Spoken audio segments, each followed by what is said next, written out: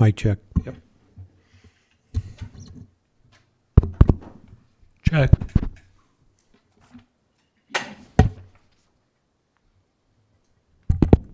Check.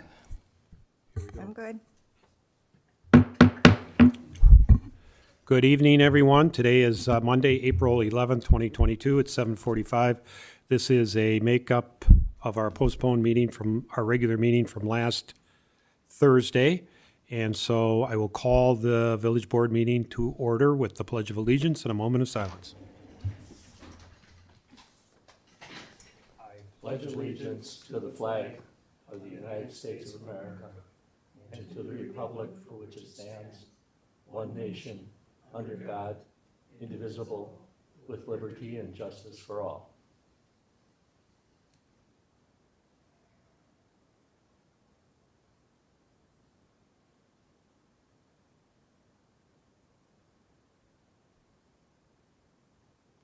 Thank you, everyone. Roll call and open meeting law compliance check.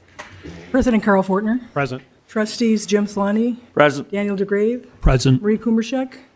Lorene Dashik. Present. Mr. President, note for record, you do have a quorum of your village board, and also note for the record, John Hannaberry, DPW Director, is here. Also, Trustee-elect Dylan Newman is here. Mr. President and board members, the agenda was posted inside and outside the village hall and village websites, and the media and other entities within the village of Vernon, you're in full compliance with the open meetings law. Thank you. Number 4, I'll read the closed session announcement. Consideration and possible action on a motion to convene into executive session under Wisconsin statutes 19.85(1)(c), considering employment, promotion, compensation, or performance evaluation data of any public employee over which the governmental body has jurisdiction or exercises responsibility, specifically Village of Vernon Clerk Administrator, Vernon Fire Chief, DPW Director, Recreational Director, and Treasurer. In closed session will be the village board. Motion will require a roll call vote. Public comments. Any public comments? No public comments. We will get to number 6, regular agenda items. Letter A, Vernon Fire Department apparatus, the 1991 Chevy pickup, unit number 1286. This has been a topic of discussion at the board level, fire department level, DPW level. In your board packet, there were minutes from last year, May 27th, June 3rd, and it's back on the agenda. I know there has been citizens calling in wondering why the truck is parked outside, not room inside. The truck's only driven 500 or so miles a year, and John, maybe you could use it in the summer anyway for parks.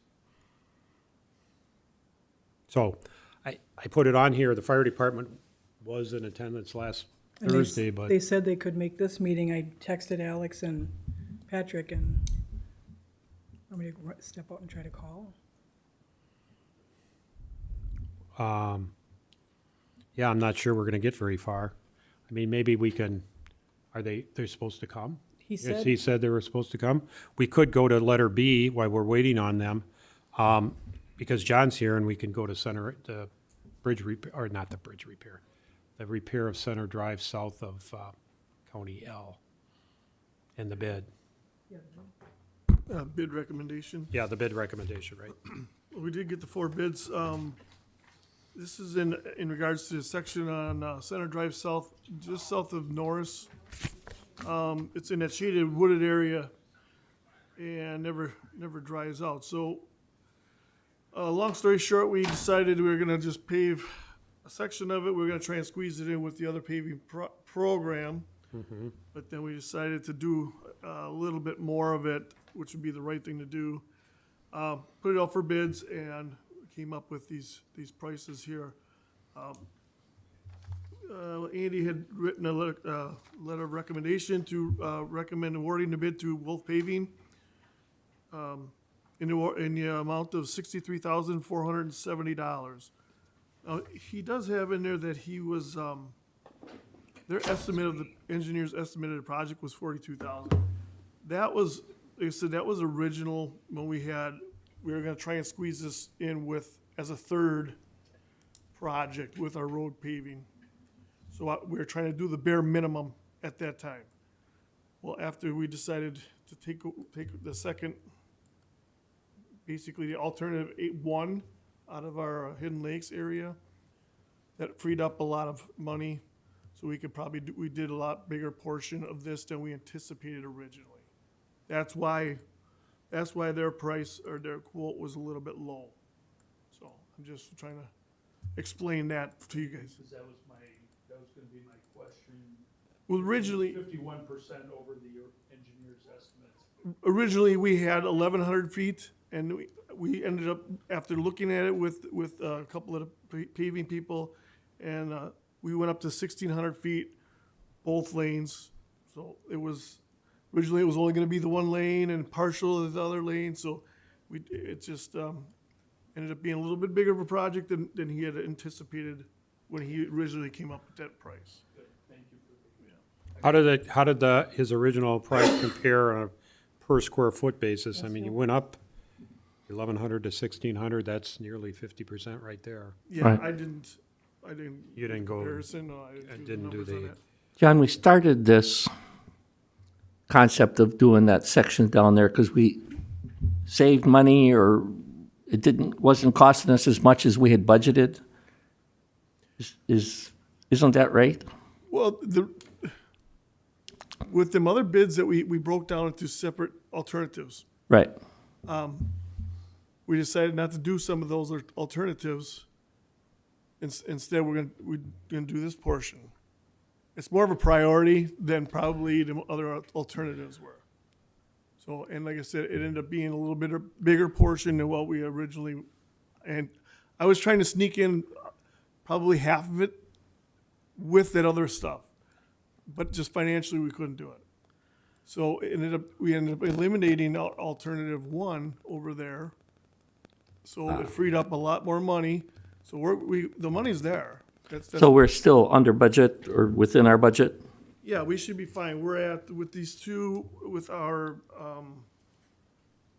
road program at 648,000, and this bid at 63,470. We're at $711,470.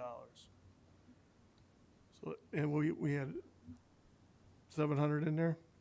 Well, we're going to be hoping 750. 750. Okay, so we're still doing fine. You know, plus we got gravel and everything else coming out of that and stuff. So, I'm also going to have to do road striping this year. Every other year we do road striping, center lines, and typically that was like 16,000. Well, I got a letter from the county that the price of the paint went up 25%. So we're looking at probably pushing 20,000. So that will come out of that road paving. Are we still striping for other towns? We don't do it. We hire the county does ours. Okay. We bill it. Pardon me? We bill it. Oh yeah, we'll do it. Like if we do a split road, I'll bill them for their portion. Okay, that's, Yes, absolutely. Like Big Bend or McQuantico. Yeah. We share the cost of those. Yeah. So all in all, I mean, with this price that we have here, we're well under budget still, because we decided not to do a section up in the Hidden Lakes that we were hoping to do. So but this section on Center is probably the worst. it got Road. real bad over the winter. It's just we can't keep patching it fast enough. It just keeps blowing apart. So like I said, and a lot of it's because of that moisture in those shaded areas that the asphalt never dries out, and it's the worst thing for it. It just doesn't hold up. And it's getting to be a lot more traffic down there with that, the new subdivision, and there's a lot of people cut through Waterford area that way. It's a pretty busy road. So instead of trying to piece it together, this is the right way to do it. And that will be including, it'll be basically milling 2.5 inches down both lanes, taking that millings out, and we're gonna be hauling that millings here. We can use that for shouldering other projects, and then they'll be repaving them 2.5 inches on both lanes. 1,600 feet, right? Yes. And Wolf, I think Andy said Wolf won the bid. They're responsible, Wolf Paving, they're responsible bidder. We just figured Payne and Dolan would Well, come in and if win you- it, but If you look at the, how close Close. the bids were, they were phenomenal. He said he's never seen them that close before. Payne and Dolan was 75 cents behind the next guy. So that's how close they were bidding that stuff. oh yeah, Payne and Dolan was actually third. Basically, yeah, less than a buck was Yeah. separated second and third. But yeah, even they were $1,227.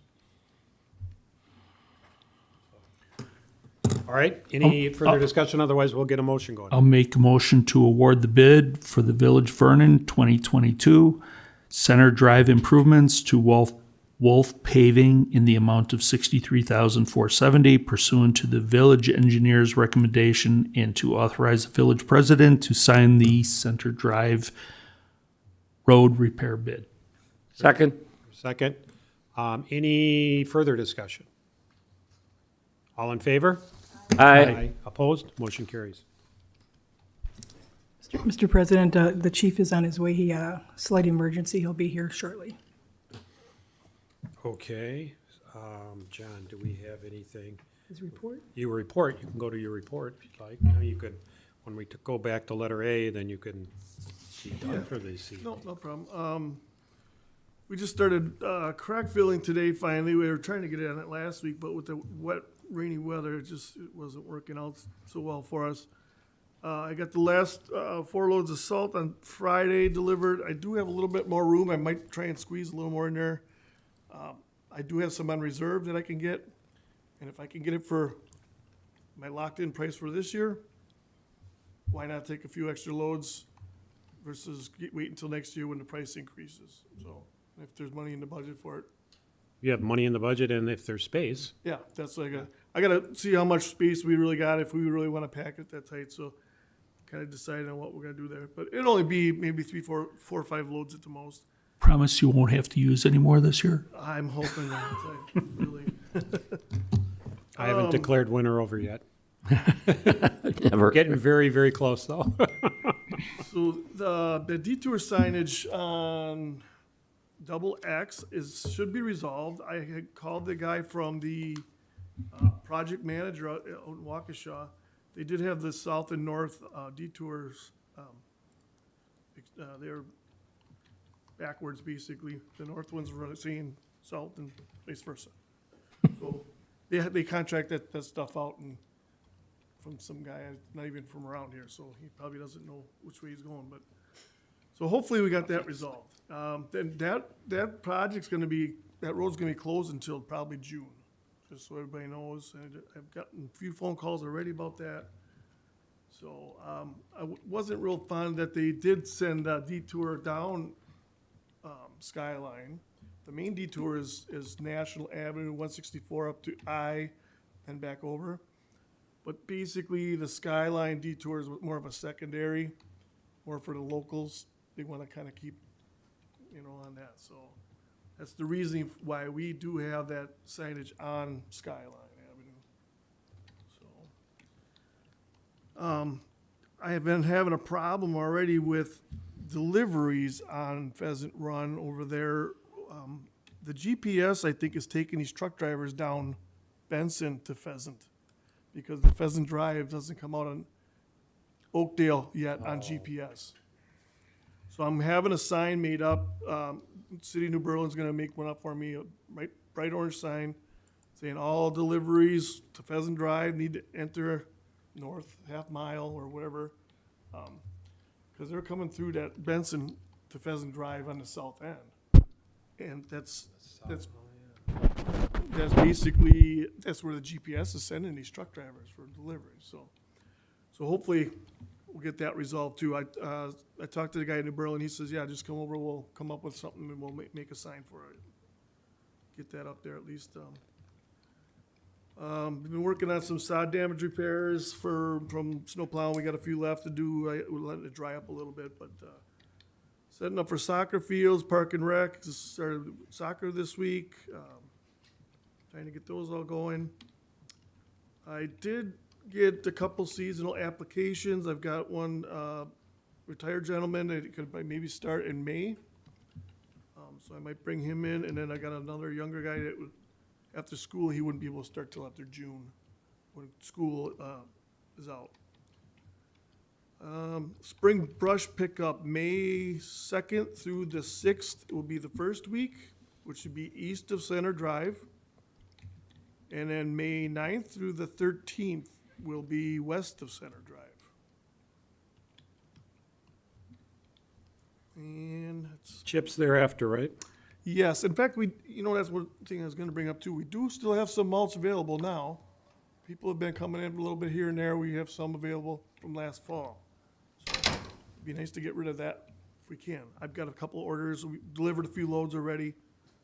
So that is available, but anytime after, probably, so if we do the 13th, I usually chip the following week. So usually the week before Memorial Weekend, I try and get them deliveries out for wood chips or whatever we have ordered. And that's a $30 fee for delivery and free to pick up. That's about all I got. Orange barrels on I-43. I-43 project, yeah, they're gonna be redoing, a couple little lanes east of there. From Moreland into the county line. yeah. I was And- gonna say, And this way too, coming this way and, they're starting east. up to 164, yes, they're gonna be going up to 164. But they're gonna be doing some survey work west of 164 for the next phase, which is coming in 2026. So there's gonna be people out there surveying, basically, they're trying to keep ahead a couple of years of the actual work. so, yeah, the work this year is between Moreland and the county line, and next year it'll be, what, between Y and Moreland, and then Yeah. the following year between 164 and Y, Yeah. Well, 2026, yeah, it'll be, 2026, yeah, right? yep.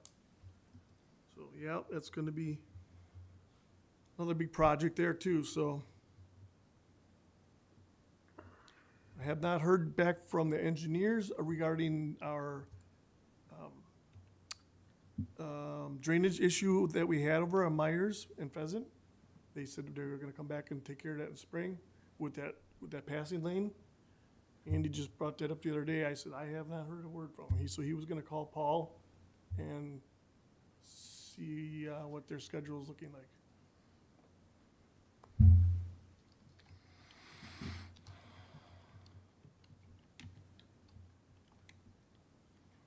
Okay, thank you. John, any questions for John?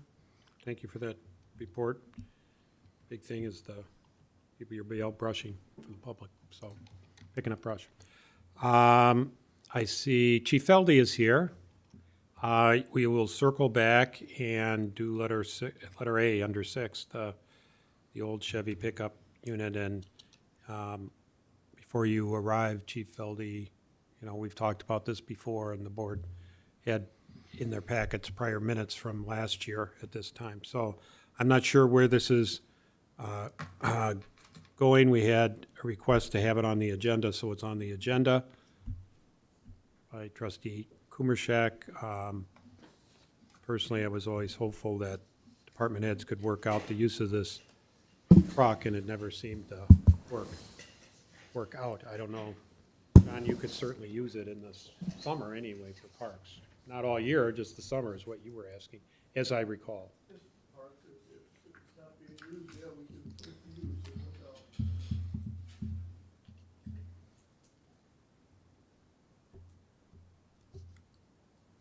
I guess I'm kind of confused because we use it on a regular basis.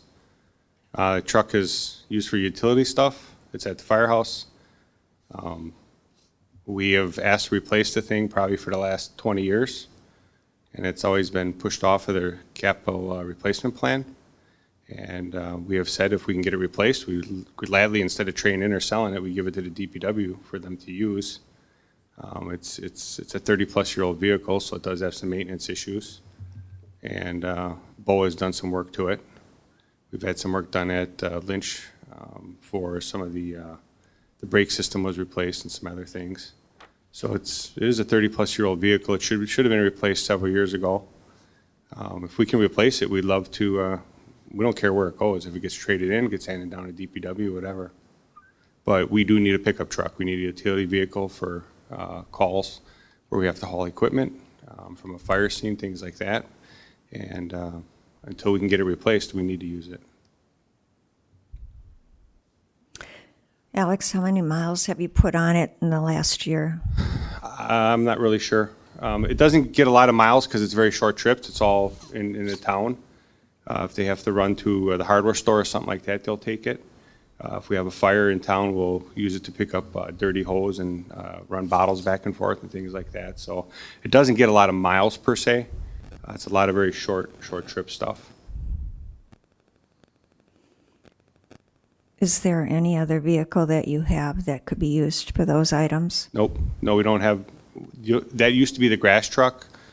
We had a pickup truck that we converted to our new grass truck, which is the 2003 Chevy.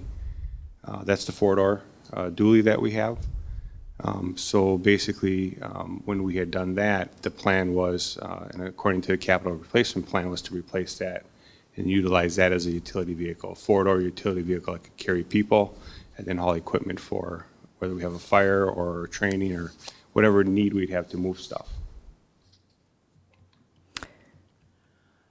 I get a number of calls of why it's sitting out, rusting out there. It's the residents' truck, and they're complaining that it's not being taken care of. So at least if John, and for the 500 miles you put on a year is what we figured. At least if John, if it was here, then John, and I didn't talk to John about this at all. Nothing through him at all. He could, keep it stored in the garage, or would you have to store it outside, John? Okay. Well, So, that doesn't help us when we need to use it, because we may need it at 3 in the morning. So we use it for utility things all the time. We recently put it back at Station 2 inside. The problem is that we have a couple other ambulances right now we're working on getting rid of. So it was outside for a little bit. It's no different than the sheriff's department's car sitting outside all year. and that's not good either. It's not rusting away. I mean, the shifts, the day shifts maintain it.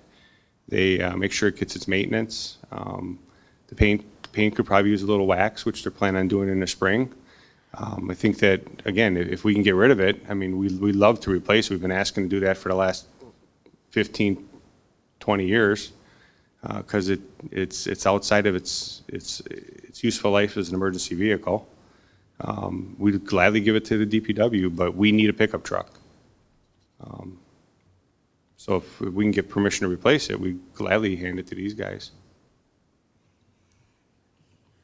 Well, I don't know about the replacement, I won't be here, but I would have a hard time with that, just because I see it just sitting out there rusting every time I go by. It is not out there now, so I am not sure what you did with it. Is it at Station 2 now? It's at Station 2 right now, and it's been in and out over the last several years. It's been in and out. Some of it depends on what time of year it is and what we have for different maintenance at Station 1 or different vehicles at Station 1. And it is what it is. I'm not going to put a $300,000 ambulance outside when we can put a 30-year-old pickup outside. It is what it is. So, and if people have concerns about that, they should call me, because I've never heard anything about any issues anyone in the community has had about this pickup truck. So if someone's got an issue or has a question or a concern, they can call the fire chief's office, and I'll be glad to talk to them.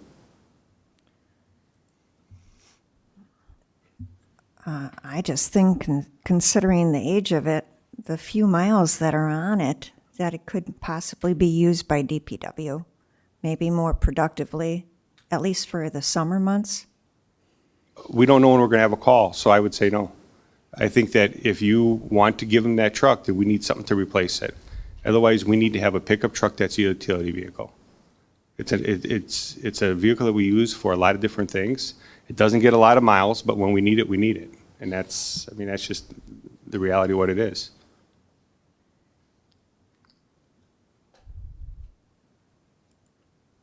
And I'm hearing you say that you don't have another vehicle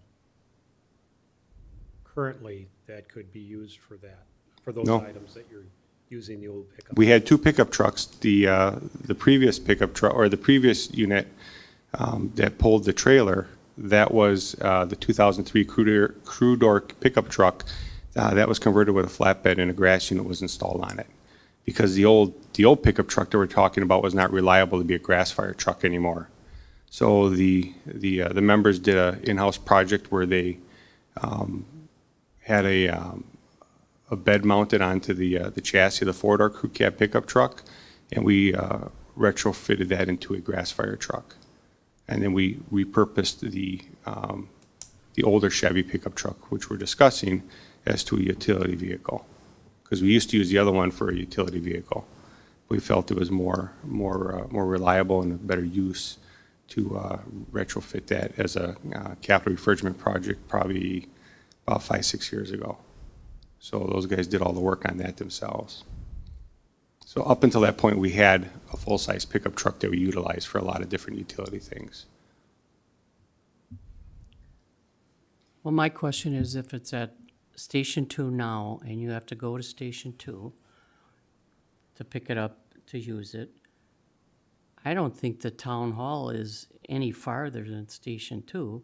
And why not park it here and you can come here and pick it? Because right now it's hooked up to our Argo, which is our our all-purpose utility vehicle we have, and that's being used right now to pull that. So if we have a grass fire and it's a large grass fire, we pull our pickup truck, which is the grass rig, pulls our ATV, and then the other pickup truck will pull the Argo if we need it, which has a grass fire unit in the back as well, which was the one that we got on the DNR grant. So we do utilize it. So, and it does take some shuffling around depending on what's going on. But to have us have to run up here to get a vehicle to go to emergency call is not going to work.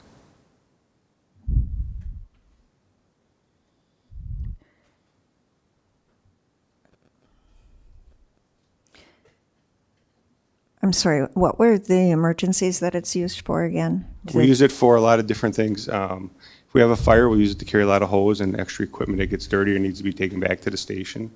We'll use it for different errands, and we also use it as a backup for pulling one of our ATVs for grass fires, which happened in the summer.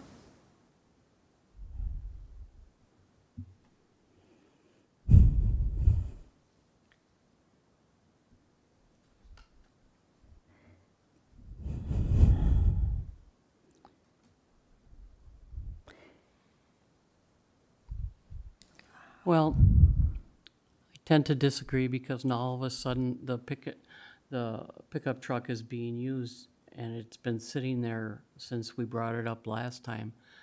I don't think it's been sitting there. Pardon me? You may think it's been sitting there, but it's been used. Now, just because someone parks it in the same spot doesn't mean it hasn't been used. So, Well, that's why the mileage would have been helpful. Then we'd know how many miles are put on. well, when you run it at a hardware store, it's less than, what, 2 miles? I mean, it's not going to have a lot of miles put on it. It's not a vehicle that gets a ton of mileage. When we went to pick up the Argo last month up in west of Oshkosh, we didn't take that because it wouldn't have made the trip. So we hauled it with a different vehicle. It's not really that reliable of a vehicle, but we use it for what we can use it for. And again, it should have been replaced 10 years ago at the latest, probably 15. So it does need to be replaced. I think that if it gets used a lot more as well, it's probably going to have a lot more maintenance issues. It's got issues now, but it's just one of those things that we've asked to replace it for a very long time. It hasn't been replaced, so we use it when we can, but we don't use it as much as we probably should because it's not that great, not that reliable.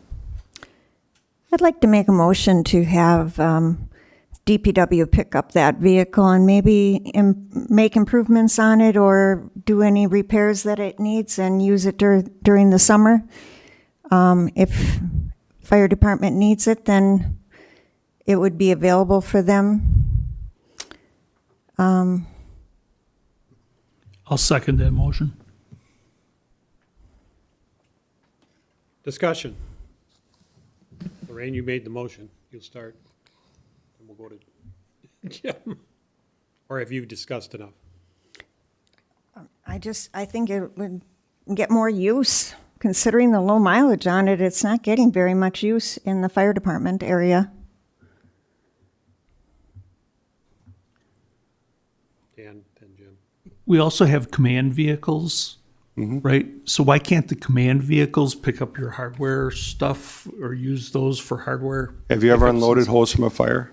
Pardon? When we pick up hose from a fire, it's all over the place. No, I'm not It's wet, talking about. It's I'm not dirty. talking That's about what we use the hose. vehicle for. I'm talking about, you said hardware, run into the hardware store. You're not picking up hose at hardware store. No, but we use it for utility call or for utility stuff, but we use it for a lot of different moving equipment between stations as well, stuff that doesn't fit in the back of an SUV. I mean, it's a pickup truck, so we utilize it like we would utilize a pickup truck. So I think that, you know, that if you're gonna give it to the DPW, it's pretty short-sighted. I think that we need a pickup truck. We've asked for one for many years, and I think we should get one. And, something wrong? Okay. I think that, we should move forward with getting approval to also get a replacement for that truck, and we should give it to DPW. We've said we'd give it to them, but we need something.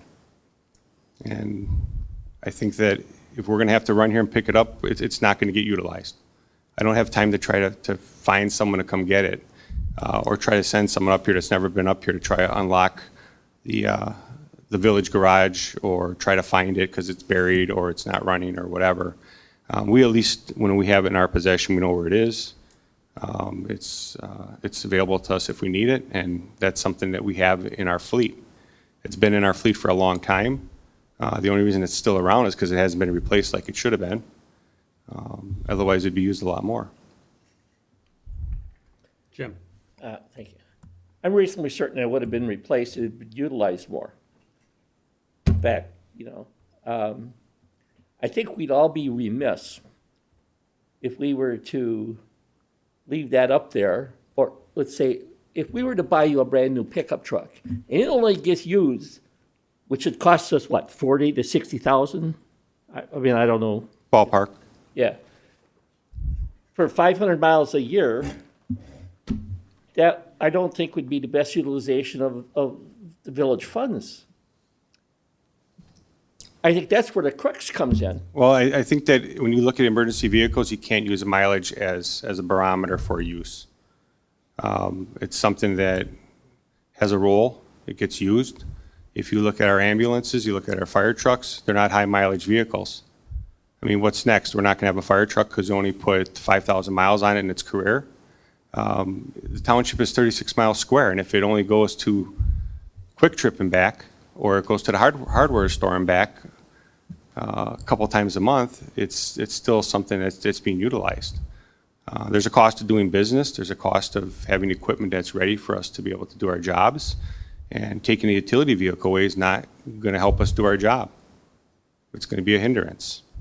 And you know, there's been countless times where we've picked equipment up from a fire, dirty hose that's frozen, stuff that won't fit into the back of an SUV. And, you know, and at 3 a.m, I'm not going to have someone come here to come pick up a truck. It's just not going to happen. Don't the hoses go back on the fire truck? Not when they're frozen. Or not when they're dirty or they're muddy or whatever. We throw them in the back of a pickup truck, bring them back to the station, we clean them. That's what we commonly do. If we have to shuttle bottles back and forth to a fire because we got a fire that's going on for a while, we'll throw them in the back of a pickup truck.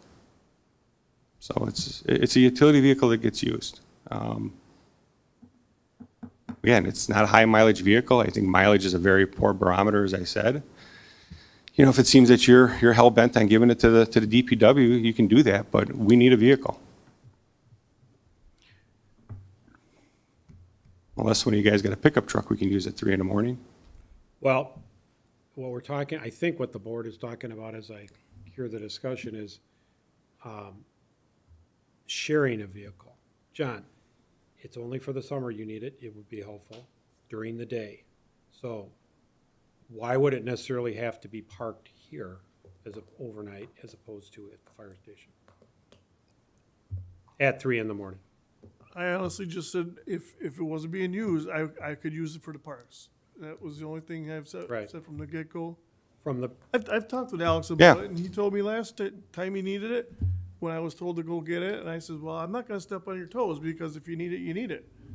You know, so, sharing it is gonna be, it would be pretty tough to do.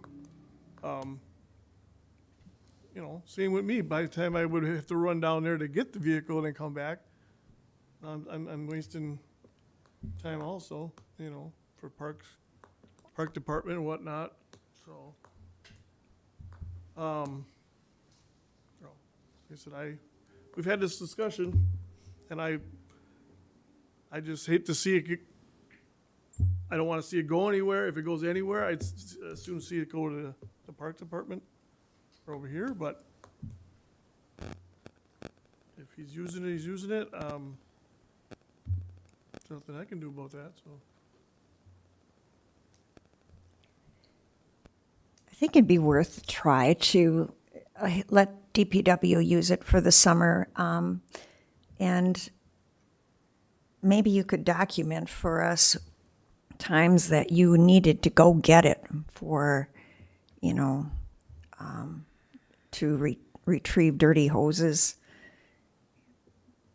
I don't You know know what? how No- often that happens. No disrespect, but I'm not going to waste time doing that.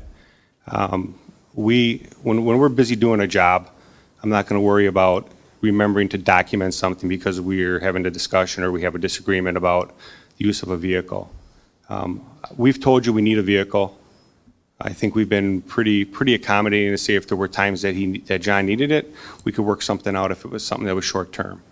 Because we have a good working relationship between the departments. But the reality is there's times when we need it as well. And again, it should have been replaced a long time ago. If you guys want to give it to them, then, I mean, obviously, we are going to request another vehicle.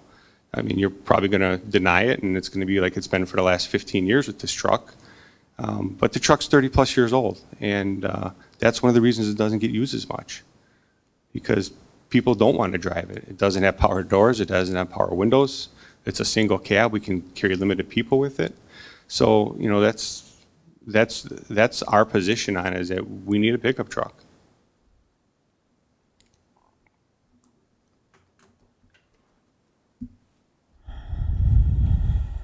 Any further discussion? Well, we have a motion on the floor. It's been made and seconded. We'll call for a vote. All in favor? Aye.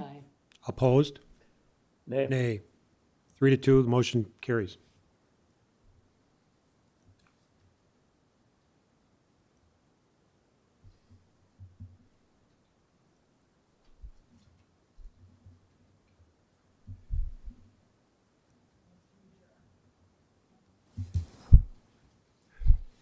Right, that's a, or do you have any other things to Well, we're going to have to take the emergency lights off of it then, or somehow disable them, because that's a liability if a high school kid's driving around with lights and siren on. So we'll have to figure that out.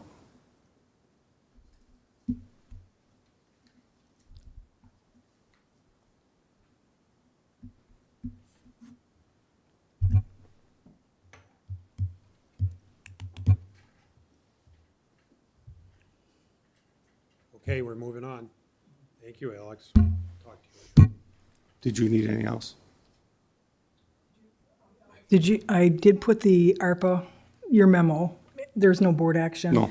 Board did ask Nope, you. I put that in there because you asked for it, I gave it to you. So, Right, and we are gonna, it's part of my report too, not yours specifically, but ARPA, and we are gonna, when I get to my report, gonna announce that we're gonna go put it into Finance Committee. Okay. Your memo, DPW, the fund balances and the whole thing. yep, So, cool. Thank you. thank you. Okay, we are on to, we did A, we did B, the Center Drive. We are now on to the American Tower consent request. This is American Tower again. We had a consent, or a request to consent several weeks ago at one of our March meetings. T-Mobile wanted to change out the equipment in their cabinets. Now Verizon wants to come in, same kind of request. So I drafted a sample motion, and you have in your packet what they were requesting for Verizon. And so I used the sample motion we had before that was passed for T-Mobile. I redid it for Verizon. The alternative, of course, is you see Attorney Macy's comment about legal review of the lease and the amendment of the lease, and whether it's permitted or not permitted, or rent negotiation is in order. I think when we looked at it, or at least when I looked at it, I think the board agreed on T-Mobile, there really isn't anything in the lease that would cause us to want to renegotiate the rent. Of course, these cell companies want to renegotiate the rent, and by that, they mean they want it lower. So, if it's just equipment, they gotta update their equipment. You know, and I think they're permitted to do it under the lease. So, is there any I don't know what else to say about it. Is there any discussion? Otherwise, I'll make this motion because I wrote it.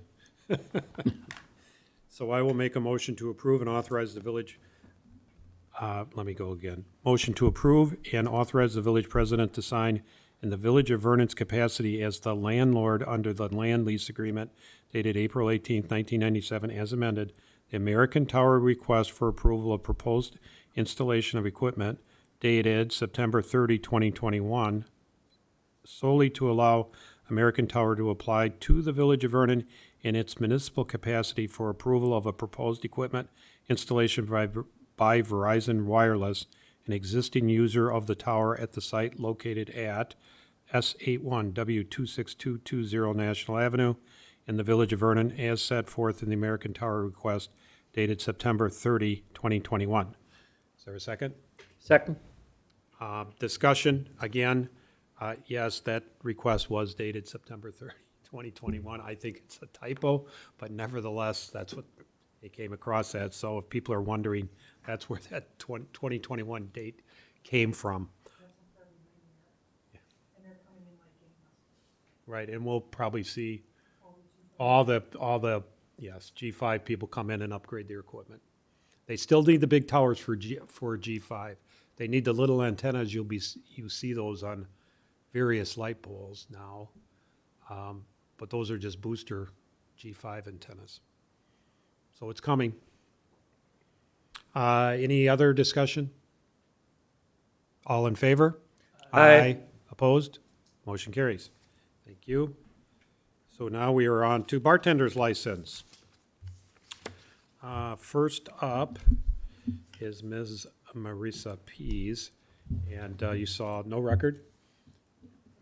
No record on either applicant, everything's in compliance, everything's been paid, background checks are fine, they're all ready for your approval. Correct? They can bartend anywhere in Vernon.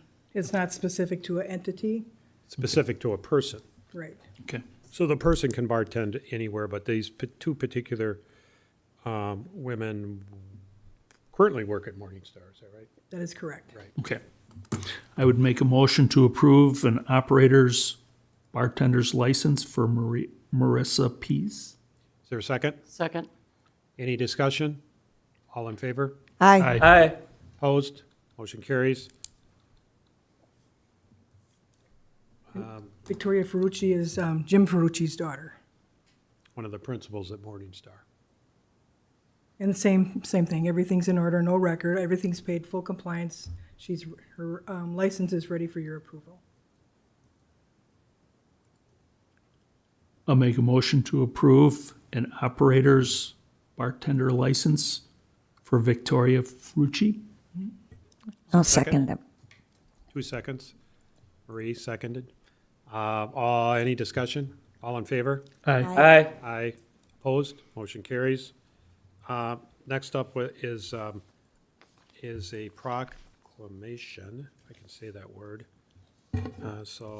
For State Treasurer's Week that's coming up, I was asked to be put on the agenda, so I did. And so, I don't know much to say about it other than, I'll make a motion to direct the Clerk Administrator's Office to post the proclamation for Municipal Treasurers Appreciation Week, April 17th through April 23rd, 2022, at the Village of Vernon Hall and on the village website. Is there a second? I'll second. Any discussion? All in favor? Aye. Aye.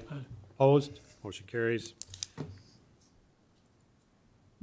Okay, and you note the abbreviated agenda from last Thursday, just because we're late starting and it's a makeup Thank you, meeting. yes. So we will go to correspondence, announcements, and reports. I'll start with mine. Ordinance 2203, repeal and recreate Section 23, and that's the ordinance that did go to legal review, and we are reviewing the legal comments.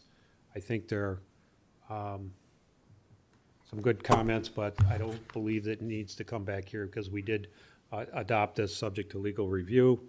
I did put on my report that we do need to do a review of the village hall and fire stations 1 and 2 space and use. The pickup truck was just part of that being parked outside. But the space and use of those fire stations, including indoor parking, which includes the Waukesha County Sheriff's vehicle that Vernon bought and paid for as part of this contract. I'm making a request that we put that on our next staff agenda to start that process going, and the use of Fire Station 2 and what's in there and what needs to be there, and the use of actual personnel in that station and the county sheriff's use of that station. Third, I put ARPA, American Rescue Plan Act, ARPA abbreviated funding.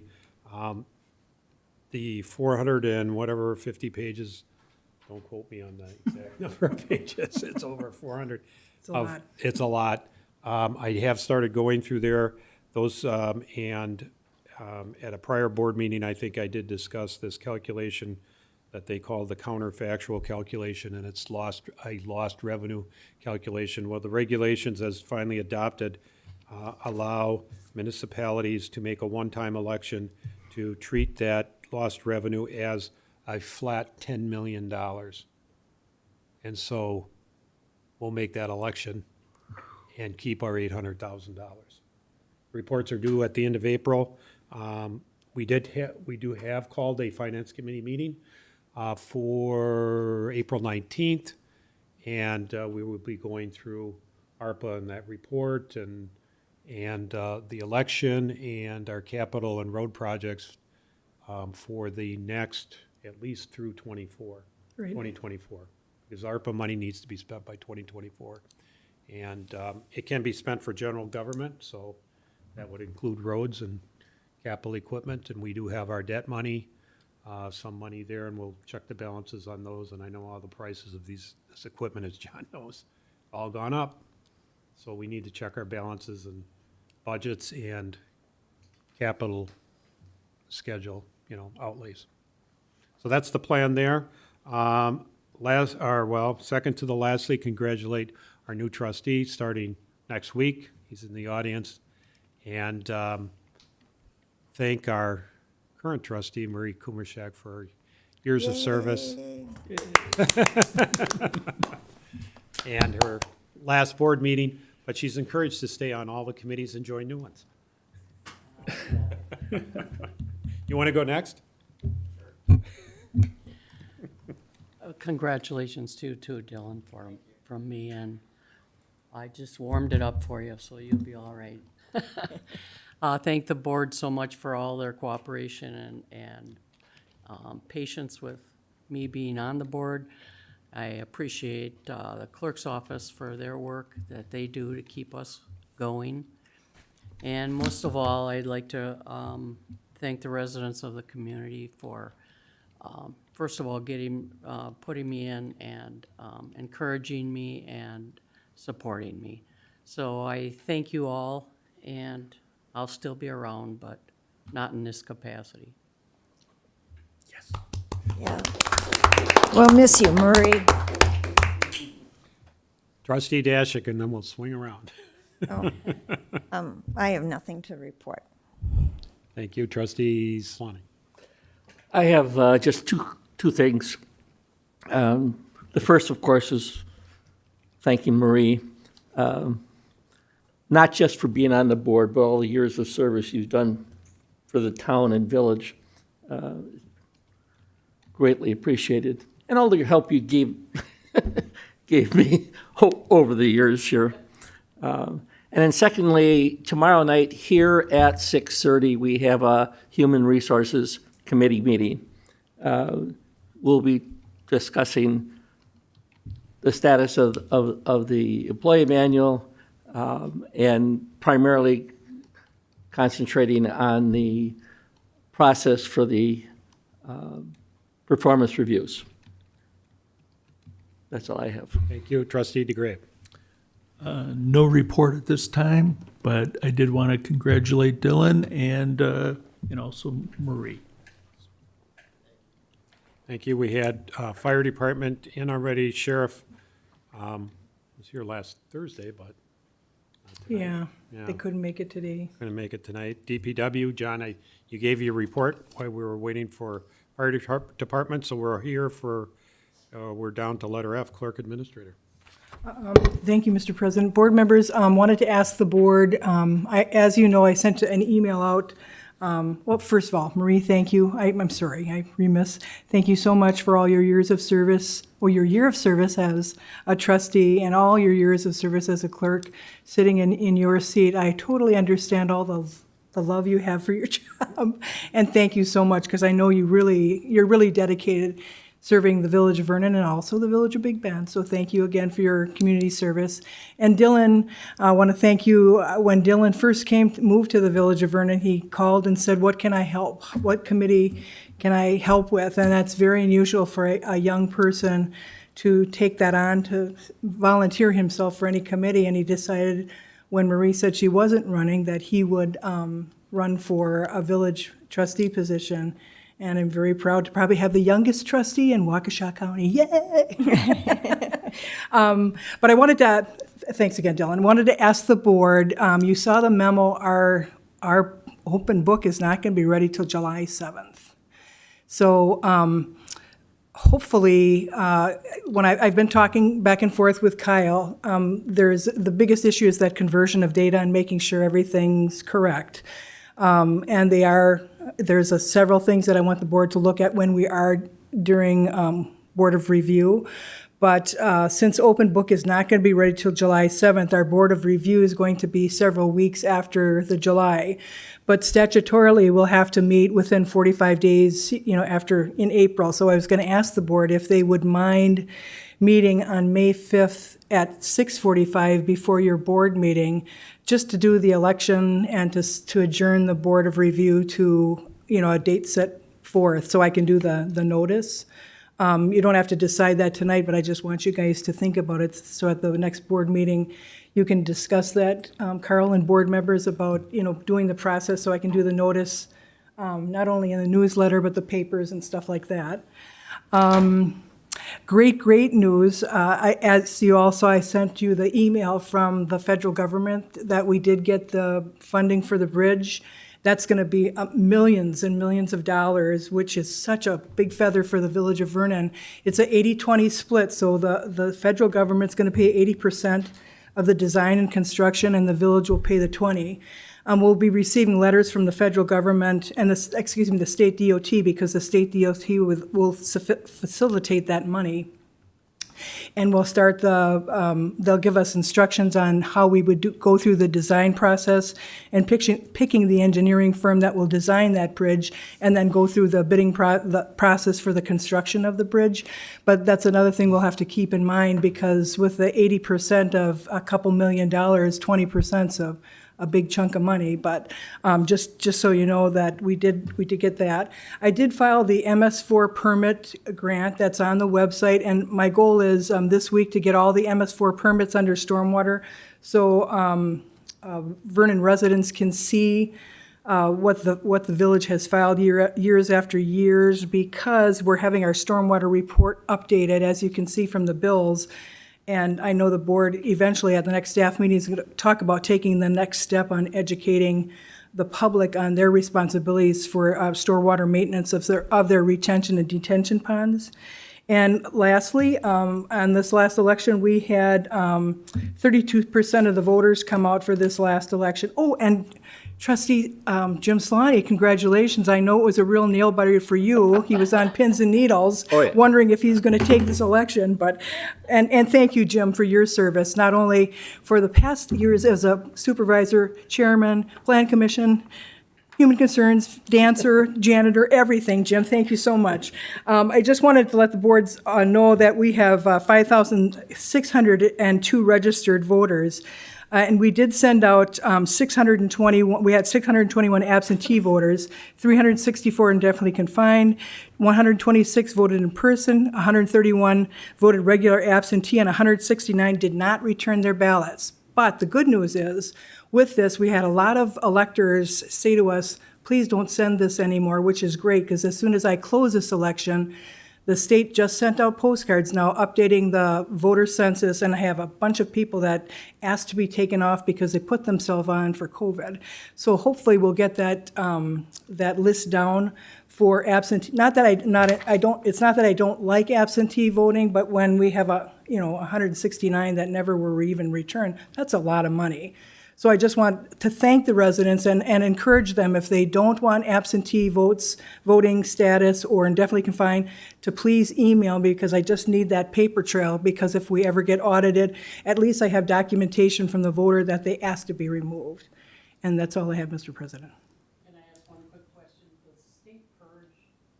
Yep, they're doing that right now, Marie. They just sent out, they did that after the presidential, they just sent out another postcard again. We sent 2 letters after their postcard, they sent another letter, a postcard again, and what we'll do after that is send letters again just to cover ourselves and keep continuing, our voter status is pretty current. Because someone was telling me in the city of Waukesha, you got people that have passed away, and there are people in there from 1890 something. And that's really, the clerk is responsible, and there's sometime too, if you look at the software, there's a tile that says recent updates, and I can see every duplicated registration, all the deaths, and sometimes I can do the deaths just because we know the people, and if I know of the death, I'll do it, and they always check that with Social Security, Human Resources, the Social Security, they double check that. So, and Vernon, we constantly, and then we have a little angel file for our deceased people that we keep for 7 years. And the purged voters, we also keep that for 3 years. But we constantly, Marie. And if you ever want to see it, come in. I mean, it's different from WISVote, but it's a great system. And we've caught 3 voters that voted out of state in the presidential. And I have to go tomorrow to Racine. Well, that voted here. Yeah, voted here live out of and state. voted out of state. And they voted out, so they. So they voted twice in the presidential. So I'll keep you, and tomorrow I have to go to Racine County because Racine County has a recall. So I have to take my two voters and my 2 ballots, and I have to go to Racine County at 8:00 in the morning for their recall for their school board race. And that's it, that's all, and the audits, Your recount, not a recall, a recount. it's a recount for a school board race. Were they exactly the same? That's not even that race. There are 7 votes apart. Okay. Right, so, 2 quick things. yes, sir. You said 32% is what we ended up with? Mm-hmm. Because I was noticing how many cars came through. It was like just a steady stream all Yes. day. I just couldn't believe. So I expected it to actually be even higher, which was a surprise to me because it wasn't that big of an election as far as the Right. number of people. But I came over here probably around 1:00 thinking maybe the rush hour would be over, but it struck me that it was a strange setup or a little different setup. But you come in here and that's where you get your number and then I had to go out through the garages and of course Swanee at the end, so we're down in the second garage down there in the second bay. But that worked amazingly well because there was no line. I came in, I did over here. And the I did reason- over here, the reason we had to stop here is we have 5 different school districts and 3 different county supervisor districts. So it's extremely important when the voter first came in so that they knew what ward they go to and what ballot they go to. And with that many voters, we did have 2 ballots that crossed in the second and the first. Poor John, the first bay, he had his tractor torn apart, so the first bay had this great big giant tractor, and we will assess the August. August is going to be a big election, and the November is almost like a presidential, the governor's race. Yeah. So, but we don't know what's going to happen with COVID. That's our biggest downfall is not knowing. I mean, we have tentatively all the elections scheduled here. Right, so that's a decision to be made later. That's what do we go back to the fire department or not? And Right, that's one of the things, some of the, COVID's not going away, but remember, we did have a spring election in 20, a special referendum for the village status Mm-hmm. in June of 20, and then the presidential in 20, yeah, all here. right. And the presidential's big. I just want to say kudos. I mean, it actually worked really good. Like, I thought it looked pretty smooth. Yeah, it did, we had, just like you said, Jim, a steady stream, Yeah. of voters. So you rattled the numbers off so quickly. How many people voted in person versus absentee You mean on election day? on election? No, on election day, how many people voted in person? Oh, I just did the in-person on the ballot, on the absentees, but I'll get you that number, Right. right. Because the people who want to go back to in-person probably will rethink it. And they said, no, I'll stay absentee in 22, November of 22, Well, and, just because of the governor, the yeah, and it's gonna be, federal election. it's gonna be good to know, because I did have a couple elderly people that don't use a computer and say and I can't get Time Warner, even if Time Warner, maybe it wouldn't broadcast our meetings, but just let us use the character generator that they could see news from Vernon updated on the screen. But trying to get anybody from Time Warner to come out here to work with our AV people is an act of God. But I haven't given up, and the board did put all these elections in the last newsletter, so this was the two elections. If we would have had one in February, and the April one was in the last newsletter, but they didn't really remember that, so that's it. Okay, anything else? We'll go to finances. Okay, on to finances, accounts payable. And there was the change, board members, All right, there was a change for The the tax taxes. on Lynch, Lynch McWanago. It was like $2.60. $2 and, yeah. That I noticed, so that got changed. The old check got Voided. scrapped, voided, and the new one Reissued, reissued, and it's in the, yes. yep. So, yeah, looking at the purple sheets, right, there's the amount.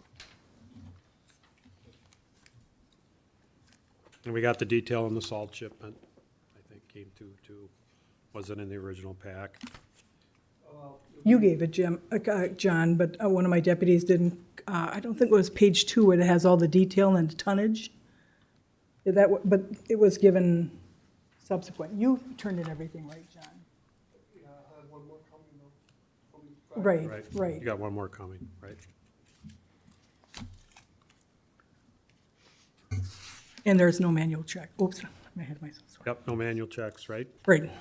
Okay, so I'm looking for a motion to approve accounts payable batch 2022-0407 in the amount of. 0417? Sorry, 200407, sorry. Oh, on mine it says 17, but, okay. Yeah, it should be 07, because different that's when the numbers. checks were made out. 0407, right? Right, Am I right? right.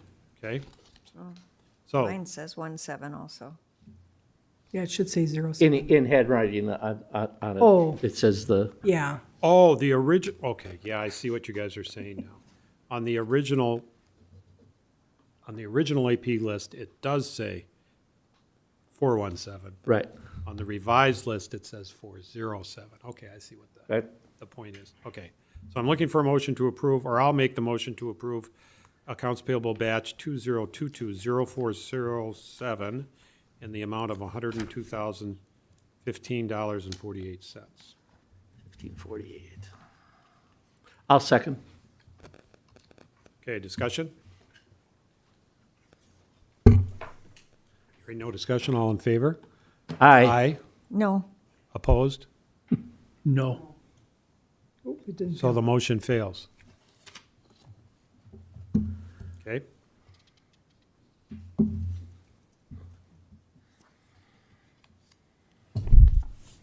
We have to pay our bills. Is there a particular bill that you didn't want to pay? So someone would make a motion to approve the payables without a specific check or checks in it? I Yes. think what it is, trying to, reimbursements for telephone. I think that's the issue.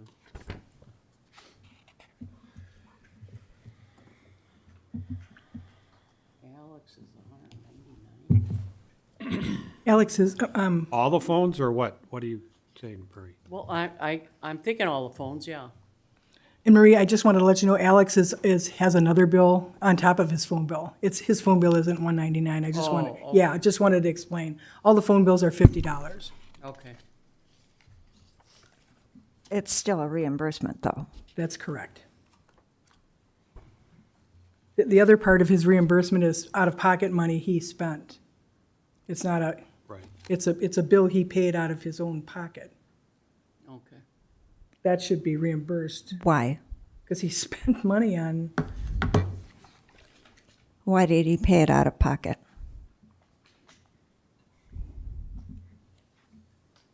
Well, he was here. I don't know. yeah, you should have. Ask him why he was here. I'm not sure. Well, I don't know the reason for that. Because he doesn't want to use a charge card.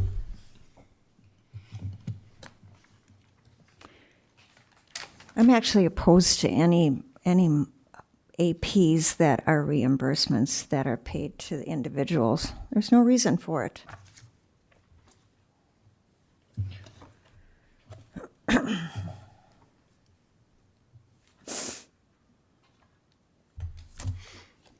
What is $50 for Justin Schopius for service fees? That's- Justin, Jake, those are all phone bills, Marie, Carl, John, myself. Yeah, but on some of them, it says phone reimbursement. On his, it says service fees. So that's, It should say phone reimbursement. it's the same thing. Right. All right.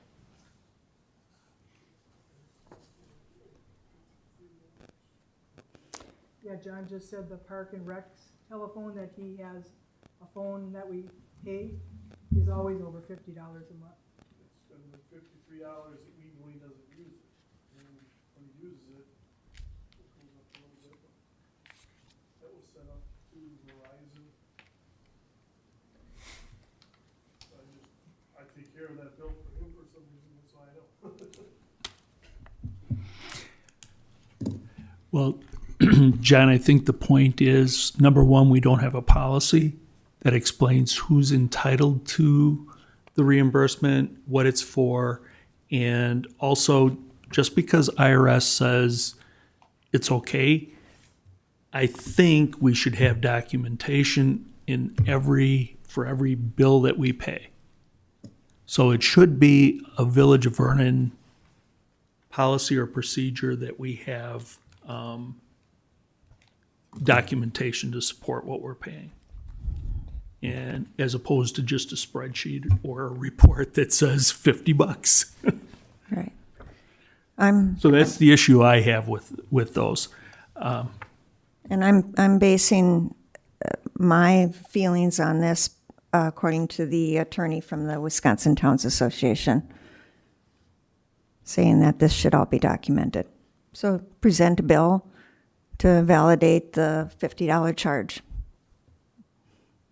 And not directing it to you. I'm directing it to everyone. Well, these phone reimbursements are pursuant to a policy. Where did they come from? Might be an old policy, might be buried in something, but there is a policy, I think there's a resolution. a resolution. So to say there is no policy, that's incorrect. It's in a resolution. Well, I'm basing it on these that ex- attorney's letter.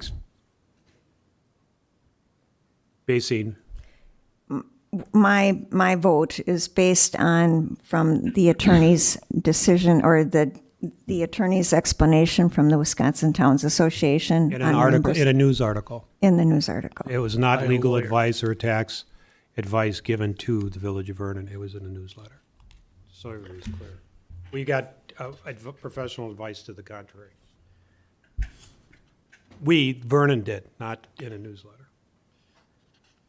In that letter that was published in the Towns Association manual, I'll call it, I don't know, Magazine. magazine, it said exactly what the the IRS people and their documents say. Two ways of doing it, documented and undocumented. It's simple. If you document everything, it's no problem. And by document means you gotta have some form of evidence that that's what you're paying them. Otherwise, it's considered part of their salary. On the undocumented type, Accountable plan, it was called. accountable, right? But you use the term documented. On the unaccountable, the biggest issue is anything over the actual bill is in fact salary. It's an addition to their salary, okay? That is exactly what the IRS said, exactly what so when we had that last meeting, when we talked about it, fire department guys were on board with just doing the undocumented one. The problem with that is, from the village standpoint, we don't have anything to say whether that is above their actual cost or not. Who cares if it's undocumented? The IRS does. Undocumented. Undocumented says anything over their actual cost goes against the salary. So it would be subject to taxes, which is where the rub comes in. So just a matter of whether it's subject to taxes or not. Has nothing to do with whether we give them reimbursement at all. There is no federal law that says we have to. There's no state law, at least not in Wisconsin, that says we have to. We do by referendum, I guess. It's been this way for a long time. I know since 2013, Marie, is that how, I mean, when you were the clerk, is that how they were reimbursed also? I don't remember reimbursing them. I sure never got reimbursed as a clerk, and I don't remember Tom either. I know I did not as a chair. No. You know, but then again, I didn't ask for a cell phone either. I just used. Do they even have cell phones? Oh, jeez, Carl. What did he say? Say it in your mouth. Whispered it. Landline. You didn't get reimbursed for your landline? But I don't think the issue that we had really was with the phone reimbursement. That's a gimme. The issue was the additional $100, $200 for some folks for mileage, of which we have no record, no documentation for. And we're not reimbursing for it right now. Yeah, actually, right now, you're right, we're not. They put that on hold until we came Figured up that with, out. Right. yeah, good point. So in my mind, no reason not to pay our bills, including the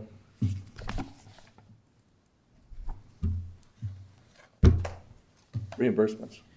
So do we need to write up something so we don't go through this all the Yes. time? I would agree that we should. And it's just a matter of deciding what we're gonna use for documentation of however we wanna do it. And I You know, the I know they reimbursement, talked that- about documentation, and the fire guys seem to go along with that. Am I wrong? That's what I remember. yeah, I think what you're remembering isn't quite right. From the standpoint is, they don't wanna have to track every mile that they put on. They don't wanna have to write it down every time, the date, the time, the miles traveled, and why they were on that job, so that you have some proof that it has something to do with the village. Be honest with you, that's an incredibly time-consuming task in the first place. I used to have to do that for years. And, you know, to me, it wasn't worth it. I just stopped turning it in. so that, but they do have leeway in the actual IRS rules, which I've downloaded and read a gazillion times now. They don't say exactly what you have to have. They have a recommended log that you could use as a spreadsheet, just write it in at the end of the day, which is fine for a sales guy or something like that, But you don't have to have that. You could do it just on total miles on the vehicles. The issue that they have, the big issue, is they let their vehicles idle Right. the whole time they're on the site. Why, I don't know, but We've already had this discussion. yeah, what was the answer? So you can't do it by miles. But that's not anything in accounts payable today. Yeah, but that's why they're voting against it. No, we're saying the $50 phone reimbursement is not documented, and we don't have policies, so You have it. therefore it's not a do have it legitimate in, expenditure. And I've said, we do have a policy, she's getting the resolution, and we meet the IRS rules on documentation. So, Okay, all right. so that's. Then that's- I have another issue, and this does have to do with Alex's, and I'm sorry we didn't catch this earlier, but this invoice that he submitted, how is he paying for this? Because he said he doesn't have a personal credit card, paying for Zoom, and there's a credit going back to his card. No. I'm confused now. Alex has personal credit cards. He doesn't want a Vernon credit card. Oh, okay. All right. And he's always, I mean, that's, Okay. I'm not gonna, I'm just stating what he said. Not agreeing or disagreeing with that. The workers' comp adjustment, how come that's just going to one department as opposed to being split where the salaries were actually incurred? I will have to. I mean, if fire department, again, we'll get down to budgets, and we're always gonna be off with some of that stuff. Okay, there's a question on the workers' comp audit. The question is, yeah, there was an audit, it's based on actual payroll. Right, every year. And there was a question of how it was being accounted for Why, in the accounting. it doesn't system get as far as- distributed to, It back did. to the departments? Yeah, that, I did do a journal entry. It should have been split between the DPW and the fire department. It was charged only to the town, to the village. And those increased wages were the increases in the fire department and the DPW for overtime. So that's done every year, and every single year you see an audit done. I've never seen it go down, it always goes up. And what's just being passed now is different resolutions that were passed. I can get you the signed ones, but I just wanted to get you something quick. The last resolution that was passed in 2020-5 addresses the $50 reimbursement for phones. And that one, Marie, that one Zoom invoice that the chief paid for, they do a lot of their county meetings and by Zoom. That's what he paid for out of pocket, the $149. And he does have a credit card, just so you know. His own personal. This I think he did, but he's got a credit card through, it's a city Visa credit card. Remember the board said they wanted, We made him do it. right. Doesn't mean he has to use it, though, evidently. They didn't take one, but he doesn't. Just carry it around. So the payment was made by a Vernon credit card. No, this was made out of his pocket, and I don't know why, but he paid for this out of his pocket.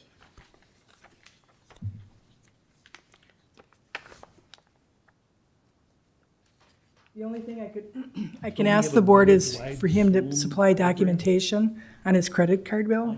I mean, that's what I would do. It's one here. Okay, no Then why do we have sidebars. another one? No sidebars, sorry. Good. Okay. You have a question? Yeah, I'm just raising the question, don't we have a village-wide Zoom account or program? Looks like we're paying for Zoom for No. fire department. Yeah, they separate. had theirs years before we just got ours, you know, when we started doing the village.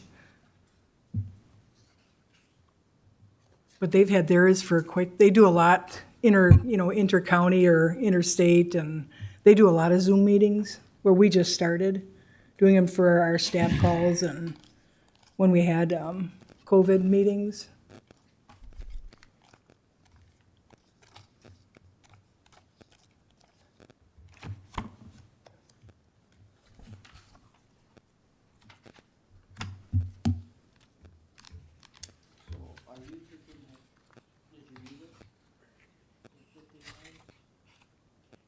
Well, I'm just saying if they make it part of the, well, we can't have a sidebar. Okay, so this one, the 2020-05, I guess the issue is documentation. That's, I don't see it on here. Does that mean we have to put it on here for that to be okay? It just says you pay the fire chief, the assistant battalion chiefs, and the chairman, and the DPW, and the clerk treasurer. $50. Well, the chief gets 200, but that's his mileage too.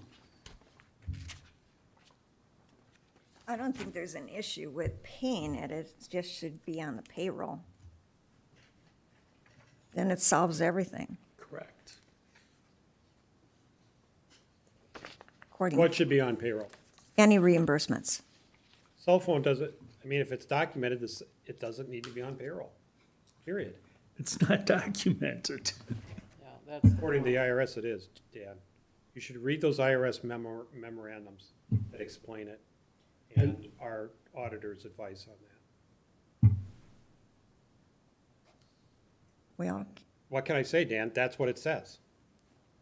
It does not, you do not have to produce a cell phone bill. you do not. And Do that, not. how, I haven't seen that. I'm sorry, I haven't seen that. I haven't seen that twice. documentation. Yeah, it's been sent around at least twice. We can send it again. And that's an IRS rule. It's from Howard, Yeah, it's from quoting the Howard. IRS. It's an IRS rule that was forwarded to us by our auditor, yes. Yes, and we've had that presented to us in writing. I'm Twice. sorry. Twice it was emailed. Maybe not to Dan, the first time, Dan and Marie, maybe not the first time, but Without documentation. I'll Yeah, look at it. I don't know. yeah, I can tell you when I first was elected, I looked at it. Would you want to table these till next? I don't know what you want to do. What's, Already a week late. These normally would have been approved a week ago. Right. Or approve as many of them as you want.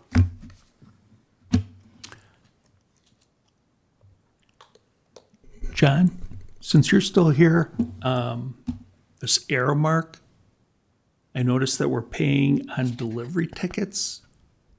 they're changing over their billing system.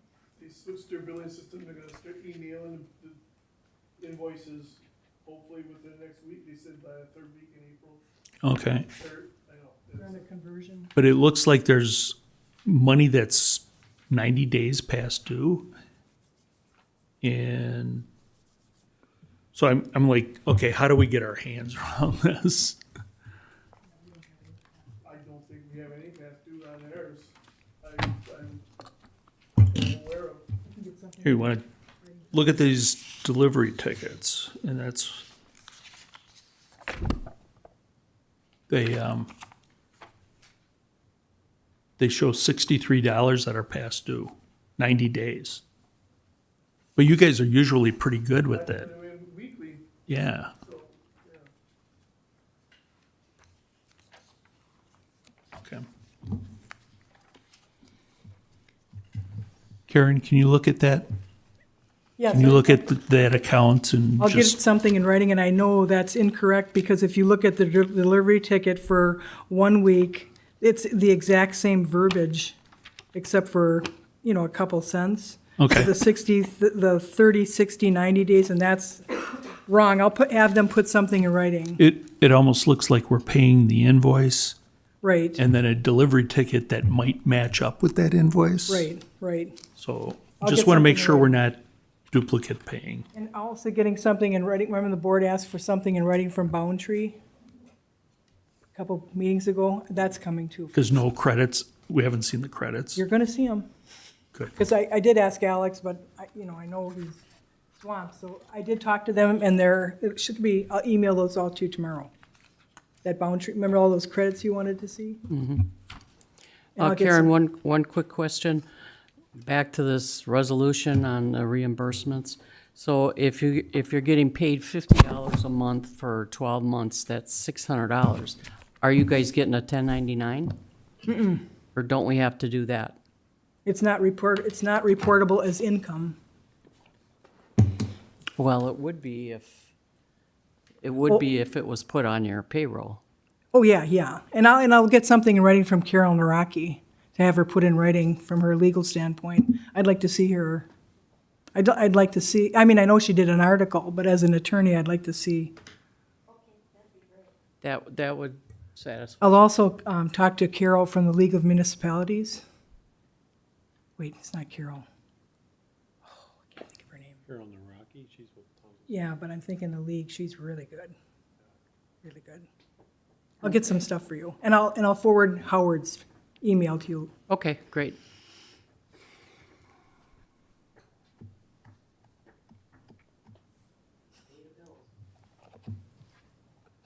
You gonna make a motion, Marie? Uh, Oh, Point of order.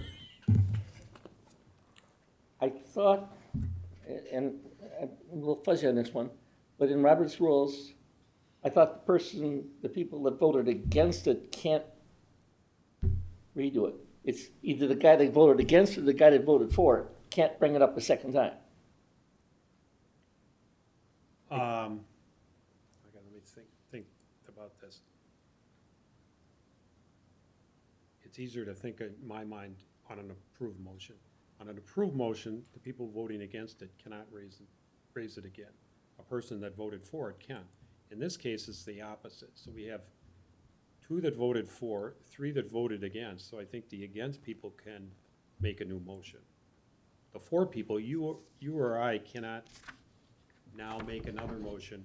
We're gonna sit here all night and I'm gonna make one motion after another with that exact same Right, dollar. okay. I can't, I knew yeah, that there was something to it. right, that's it, that's the Right, something. okay. That logic makes sense. So that's why I'm not gonna make another motion. Right. But I can. Well, as long as we get that information from Karen on settling this issue, I will make a motion to pass the APs. Is this the right amount? $102,015.48? that's correct, trustee Thank you. Kumarshak.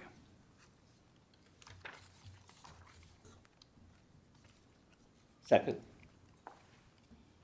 Further discussion, we'll start with you, Marie.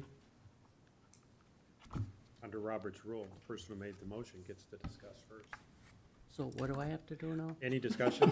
Well, No, I note, think we've talked this out. and Marie, I will note for the record that you did ask the clerk administrator to produce the information she discussed at the meeting, so it's in the record why you may or may not change your vote. Okay. Is that okay, Carl? Yeah, that's fine. Okay. Part of the minutes. Any other further discussion? Because we can't, okay, the only thing I really have to say is we can't sit back and not pay all these. So let's get it, I mean, people need, we need to pay our bills, and that is why I'm doing this, as long as we get the documentation for that other stuff. Any other discussion? Did you get answers for the other issues that you brought up? No, there's way too many. I'll deal with them later. Okay, any further discussion? No. Otherwise, we'll take a vote. All in favor of motion on the floor? Aye. Aye. Opposed? Opposed. So then that motion passes 3-2. No manual checks. Nope. Village board minutes, March 3, 2022. I think they were all, they have been revised. So I will make a motion to approve the March 3rd, 2022 village board meeting minutes. I'll second. Any discussion? All in favor? Aye. Aye. Opposed? Motion carries unanimously. I think I spoke out of turn. You This said this is March 3. March. The motion was for March 3. Oh, okay, then. I Now was we're on here. to March 14, Okay. okay?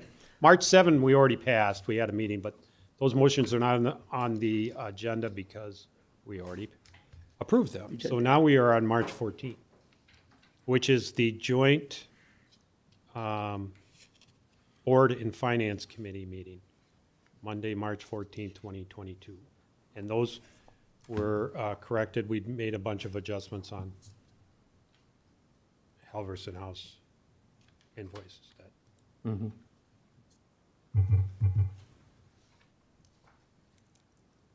So we're looking for a motion to approve those minutes.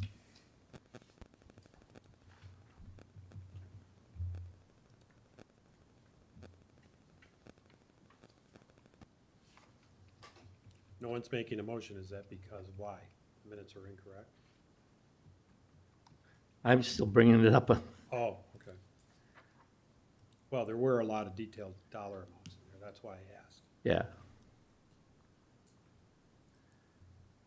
Has that been sent to help? Oh, no, I don't do anything unless you guys approve it. Right. Just checking. Yes, I know. That's why I raised it, Right, because the numbers and I wanted to, are adjustments to invoices, so.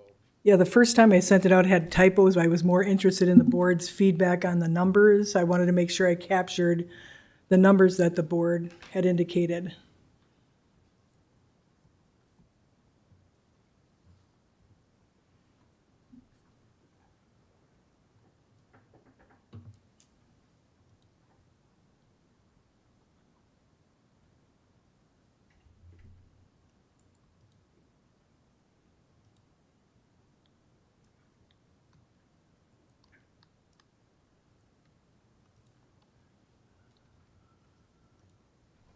Okay, I'll make the motion to approve. This is March 14. 14th. Is there a second?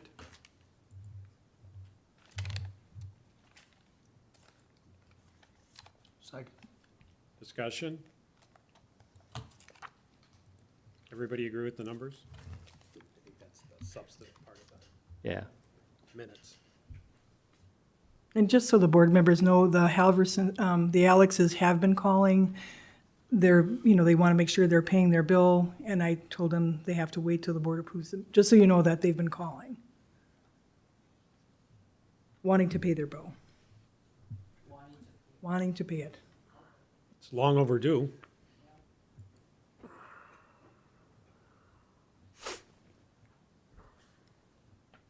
Okay, any discussion? Okay, I hear none. All in favor? Aye. Aye. Opposed, motion carries. March 17th. Village Board minutes.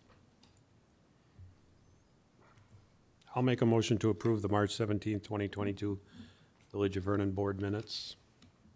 Is there a second? I can't. I wasn't there. You weren't there.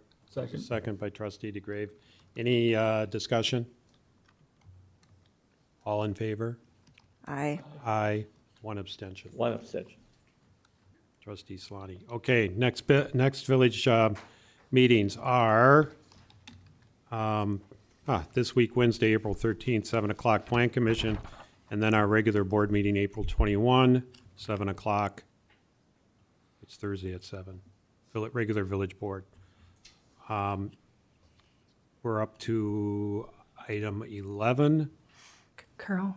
Yep. You might want to tell the board they might want to watch YouTube, the Plan Commission meeting on YouTube Oh, yeah, with the that's right. Newman development. That's true.